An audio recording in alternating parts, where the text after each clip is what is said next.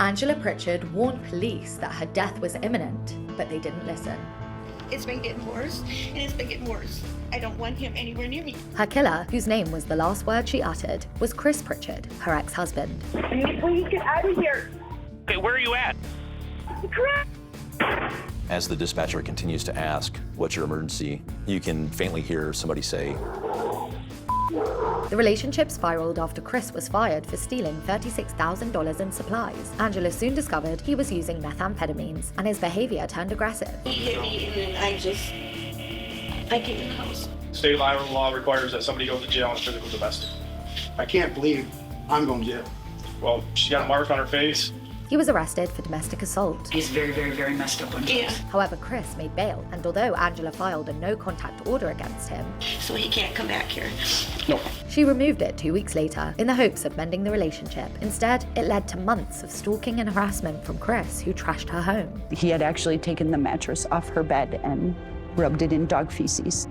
Last night in Bellevue, police found 55-year-old Angela Prichard dead from an apparent gunshot at Mississippi Ridge Kennels. On the morning of Angela's death, her sister Wendy heard sirens. Living in a small town, you're always kind of nosy and want to know what's going on.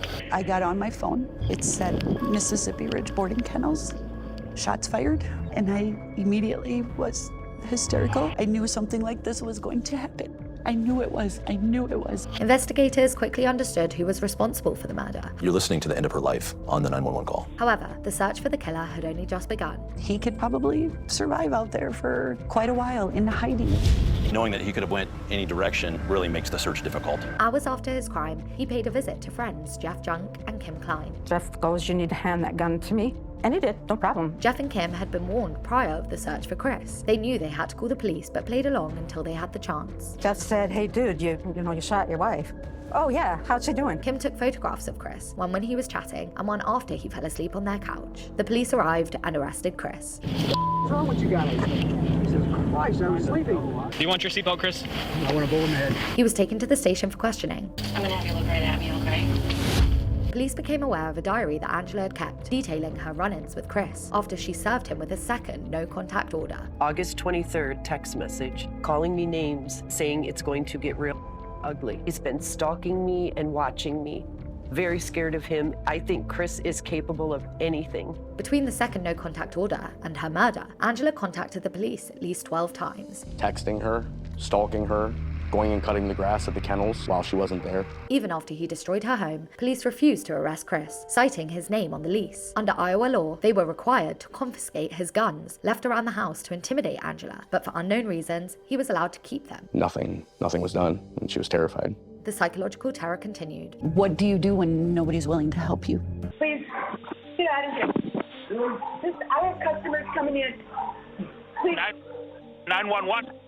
can you please get out of here? Okay, where are you at? Chris! During questioning, Chris claimed Angela's murder was an accident. She said, you gotta leave now or I'm gonna call the police. Well, I said, I just want to talk. And she shoved me, and I hit the cabinet. The gun, I don't know what the gun hit, but it went off. He pleaded not guilty. I would have loved to have stuck around with Angie and her temper. I thought maybe it didn't even really hit her that bad because she was yelling at me like she wasn't even hurt. The prosecutors argued that he had pre-planned the murder. She wanted to drag me through the mud and make me a monster. 16 months after Angela's death in February 2024, Chris Prichard was found guilty of first-degree murder and robbery. He was sentenced to life without parole the following month.